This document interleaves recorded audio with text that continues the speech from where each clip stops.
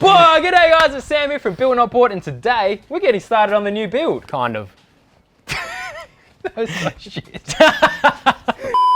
Whoa, g'day guys, it's Sam here from Build Not Bought, and today we're finally getting started on the next build. Kind of. And we're trying to... Well, shit, don't worry about that.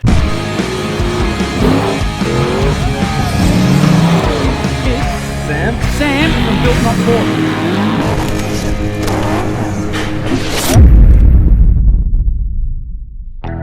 Yeah, so just in all honesty, the reason why we're doing this comp is basically just to see how capable it is. There's going to be a big learning curve with this truck because neither of us had a comp truck before, and it's not like we're just jumping straight into a competition. So before you get all hectic in the comments, what are you doing? You got no experience, all that.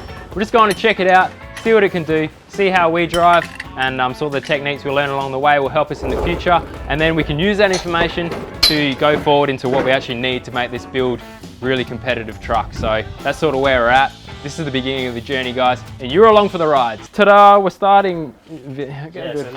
All right, so shall we write a list then? Yeah, I think we need to write a list. All right, give me something to write on. I got a pen. List, that's Beautiful. it going. All right, so winch. Yep. Lights, oils. We'll call it service. Probably a better idea. Fire extinguishers. Yep, we need to put on those recovery points. Right. Winch, light, service, fire extinguisher. Okay, I hope when we cut the door down the track, that's where it's gonna go. All right, so we'll just change the whole winch out because this one basically doesn't work out. Yeah, I think so. So for now, we'll use we can run one. as long as that wiring's okay. Yeah. We'll check those solenoids. I'm pretty sure they were okay because, well, you were using the in-cab controls and they were still switching. So yeah, it clicks. So. it clicks. Hey, that'll do. But we need to pull that fair lead off because that's not for our type of rope. Yeah, that's for steel rope. Just get a nice stainless one in there. I've got a few of them. Probably got a couple lying around as well. I think I've got one in there as well. So. All right.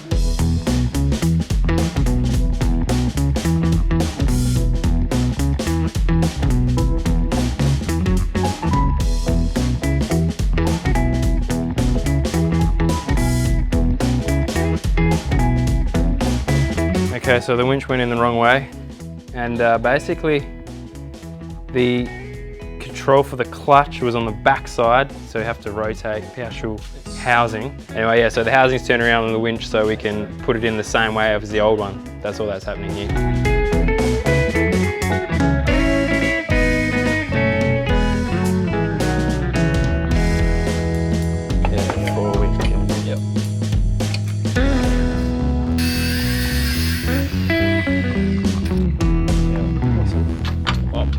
It's on me. It doesn't go your way. Yeah. Okay, so when we're talking necessities, one thing. Oh my God, how many times do you do that? Every day. One thing you definitely need is lighting. Now, I've gone back to my friends at Steady Lighting to get 2 spotlights for this thing and also a light bar, and I've got a few side lights, like the little 6-inch bars that I had from my Patrol that I'm going to use for side lights, reverse lights, stuff like that. But I wanted to do an unboxing on their new Type X Pros because I'll tell you what, I wasn't expecting this. I feel like I'm unboxing a bloody iPhone or a piece of jewelry or something. It blew me away, so I want to share that with you. Keep in mind, this is just, you know, a couple of spotlights. Like, let's not forget that fact. But basically, we've got the box there, and now there's an envelope. And here, on behalf of the entire team, we hope that your new lights help with you to see the unknown, travel the unexplored, and support you well in all your adventures. Signature from the whole team there at Steady. Little envelope here. It's like a wedding invitation, which has your instruction manual. So that's got the how to mount it, all the bracketry information, stuff like that. Then you peel off this top layer here and we get onto the covers. So what's cool about this Type X is they've got interchangeable shrouds. So basically we can change these rings out. I think there's orange, blue, red, silver, and green, of course. So what better choice for the comp truck than to go the green? So we've gone the Steady cover, and I've gone the face as well, which I had on my Patrol. 2 covers there. Everything is tucked in beautifully. Get those covers off. And in between, we've got 2 well-built boxes for your wiring harness. Another box for the nuts and bolts. And then we get down to business with the actual lights. Now, I'll pull these brackets out first because for a start, I remember the old brackets I had though, I think they were 2 or 3 piece aluminium bracket with the rubber seals on the bottom. What they've done is actually made a fully machined unit. So a bit of design and engineering has gone into these to house those spotlights and keep them, basically the thicker these brackets are, the less your spotters are going to shake when they're on the car. So it should keep them nice and rigid. Now I've gone I think they're 8.5 inch spotlights again. So there's the actual spotlight there, beautifully packaged of course. So wanted to share that with you.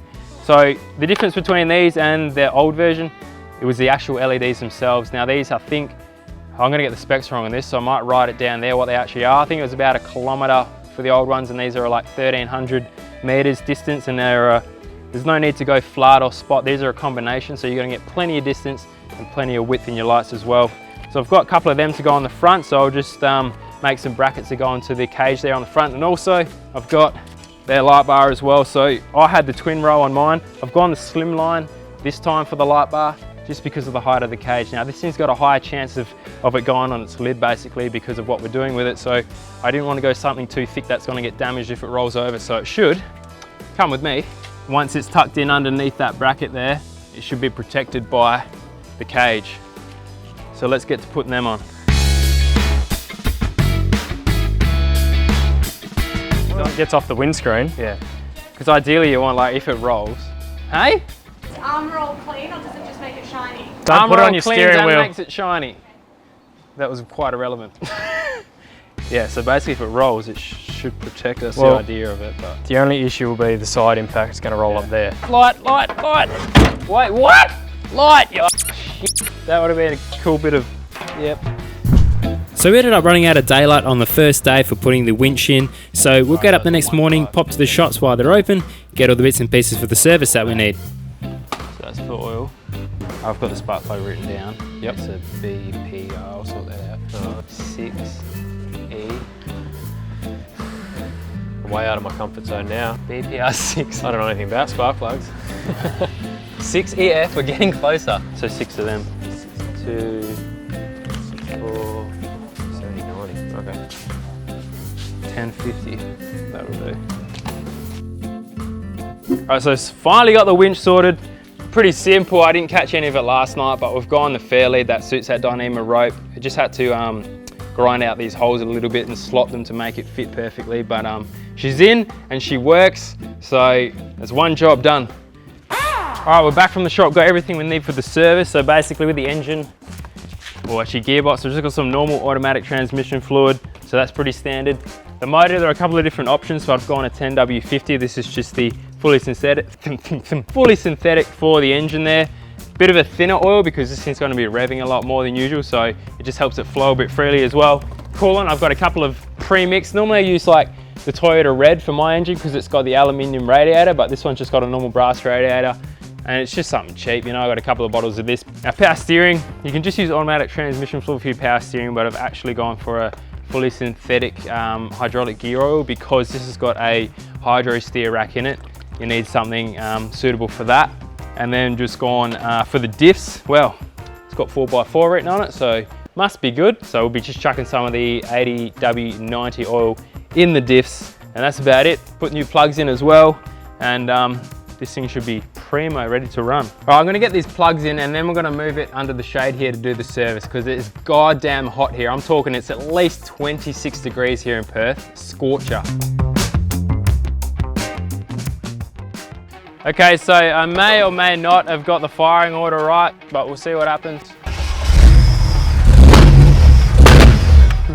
You got it wrong. This is why we mark things.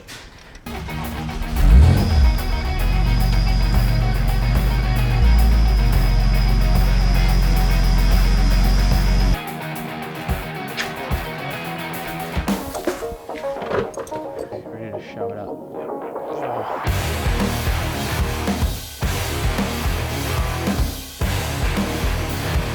What are we doing now? Changing the oil filter, and we've got a pretty convenient spot for this one. It's quite accessible, but as with all things, they can be a bit tight. So generally speaking, you do them, you know, hand tight to put them on, but when you go to undo them, they've swollen and it can be a bit of a nightmare. So got a bit of a strap wrench here, so it should be pretty straightforward.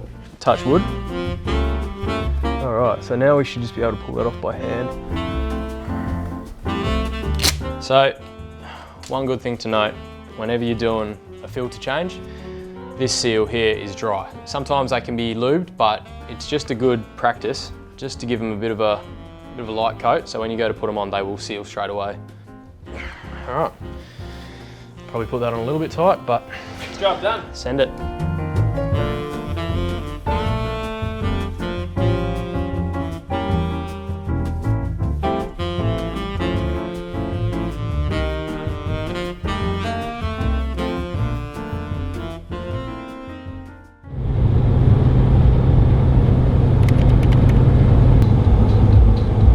Good boy.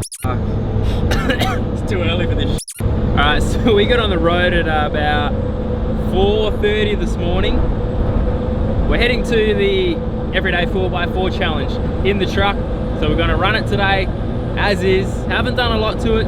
As you've seen, we've pretty much just got it ready to attend this competition and meet the requirements for us to run. So yeah, we'll see what today brings. Bit of fun, nothing too competitive. So yeah, we're almost there. Calabarin. Here we are. Alright, so this will make you laugh. We rock up, and apparently there's a BNS ball going on as well. And there's some nitwit at the gate there, dressed in his bloody army gear, you know, security camera, arms crossed. Oh look, we can't let you in till 10 o'clock. What the 10 o'clock? Apparently he's got to control the flow of traffic, you know, look. What traffic? What traffic? So I don't know what the hell we're doing.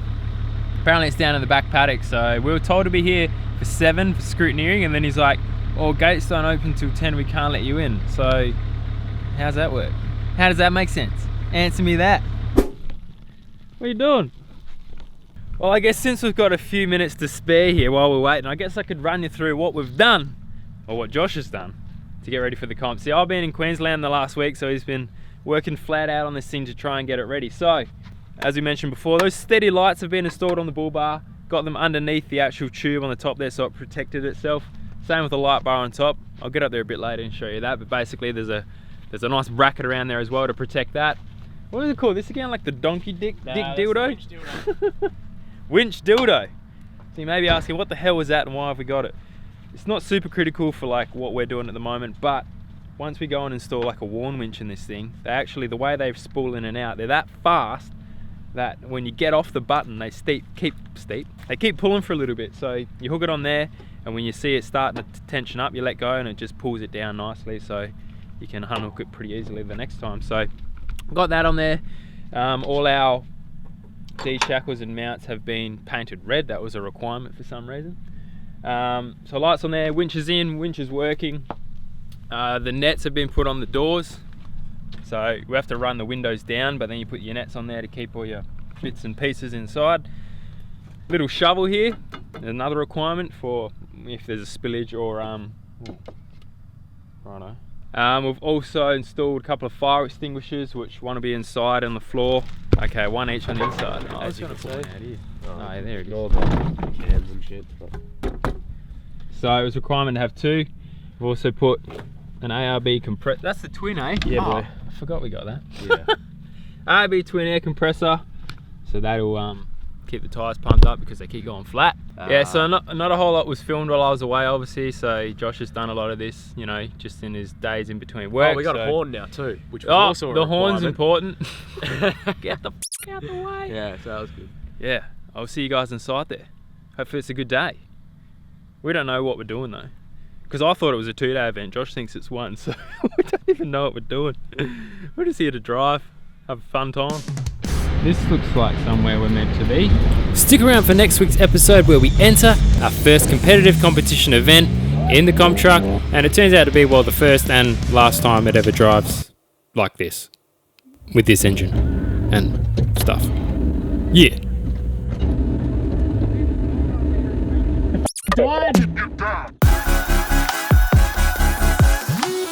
I've just spent 3 months doing engine upgrades on my motor here, and I've been told I'm not allowed to turn the key until you press subscribe. Please press subscribe.